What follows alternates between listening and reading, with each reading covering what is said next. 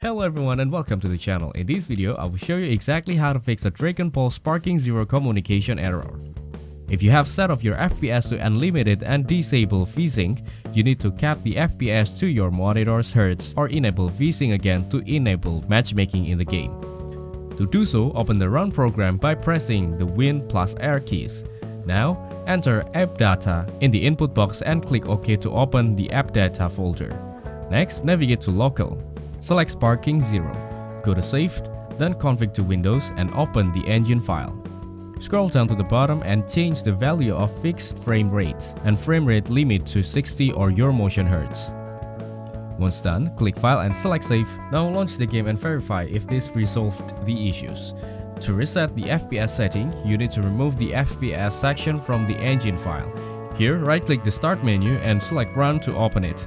After that, type app data and press enter to open the folder. Type the name of a program, folder, or internet resource and Windows will open it for you. Next, navigate to Local, select Sparking Zero, go to Save, then Config and click Windows. Then open the engine file and scroll down to the bottom. Remove the FPS section, then click File and select Save. Once open, launch the game and verify if this resolved the issues. Start by opening the Start menu and search for Steam. Now open it and navigate to the library. Right-click Dragon Ball Sparking Zero and select Properties. Here, select Installed Files from the left. After that, click Verify Integrity of Game Files and wait for the verification to be completed. Once done, verify if the error persists. If you are facing network issues in the other game, the problem might be in your network, preventing you from matchmaking in the game. To fix this, open the Start menu and type Network Reset. Then, press Enter to open the network setting.